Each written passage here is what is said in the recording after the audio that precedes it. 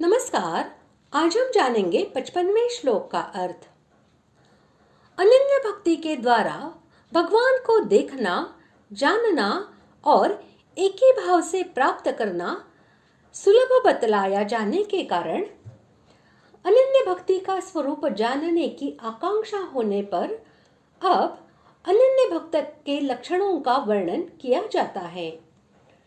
श्लोक 55। मत्कर्म कृन्मत्परमो मद्भक्तः संगवर्जितः निर्वैरः सर्वभूतेषु यः स मामेति पांडव। श्लोक का अर्थ।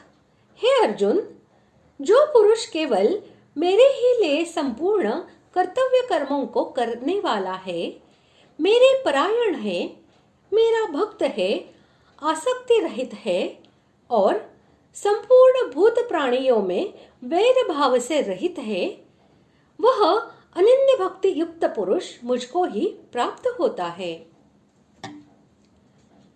जो मनुष्य स्वार्थ, ममता और आसक्ति को छोड़कर सब कुछ भगवान का समझकर अपने को केवल निमित्त मात्र मानता हुआ यज्ञ, दान, तप और खान पान, व्यवहार आदि समस्त शास्त्र विहित कर्तव्य कर्मों को निष्काम भाव से भगवान की ही प्रसन्नता के लिए भगवान की आज्ञानुसार करता है, वह मत कर्मकृत अर्थात भगवान के लिए भगवान के कर्मों को करने वाला है।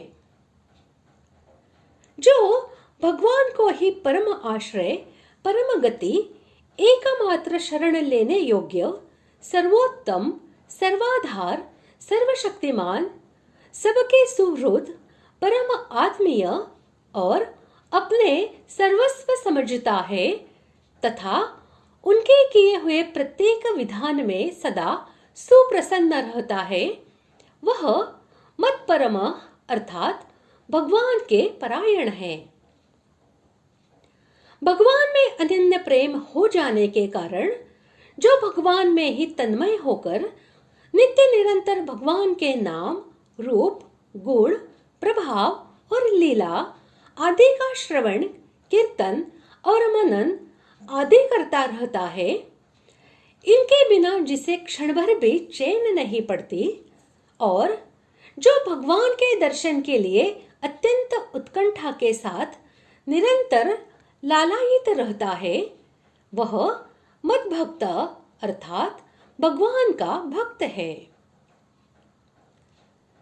शरीर, स्त्री, पुत्र, घर, धन, कुटुंब तथा मान बढ़ाई आदि जितने भी इस लोक और परलोक के भोग्य पदार्थ हैं, उन संपूर्ण जड़ चेतन पदार्थों में जिसकी किंचित मात्र भी आसक्ति नहीं रह गई है, भगवान को छोड़कर जिसका किसी में भी प्रेम नहीं है, वह संगवर्जित अर्थात आसक्ति रहित है।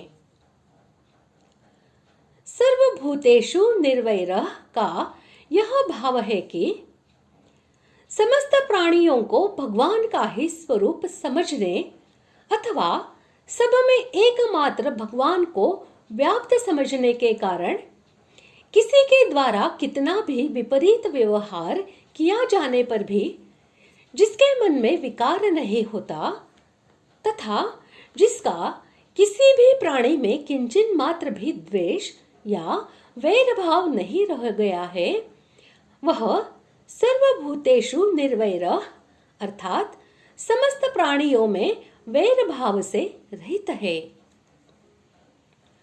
यह और स पद उपर्युक्त लक्षणों वाले भगवान के अनन्य भक्त के वाचक है और वह मुझको ही प्राप्त होता है। इस कथन का भाव 54वें श्लोक के अनुसार सगुण भगवान के प्रत्यक्ष दर्शन कर लेना, उनको भली भांति तत्व से जान लेना और उनमें प्रवेश कर जाना है। अभिप्राय यह है कि उपर्युक्त लक्षणों से युक्त जो भगवान का अनन्य भक्त है, वह भगवान को प्राप्त हो जाता है। प्रकार आज हमने 55वें श्लोक का अर्थ जान लिया है और इसी के साथ हमारा 11वां अध्याय पूर्ण होता है। ओम तत्सदिति श्रीमद्भगवद्गीतासु उपनिषत्सु ब्रह्म विद्यायां योगशास्त्रे श्रीकृष्णार्जुन संवादे विश्वरूपदर्शन योगो नाम एकादशोऽध्यायः। इस प्रकार ओम तत्सत इन भगवान नामों के उच्चारण पूर्वक ब्रह्म विद्या और योग शास्त्र में श्रीमद् भगवद गीतोपनिषद रूप श्री कृष्णार्जुन संवाद में विश्वरूप दर्शन योग नामक 11वां अध्याय पूर्ण हुआ। अगले भाग में हम 12वां अध्याय शुरू कर रहे हैं। धन्यवाद।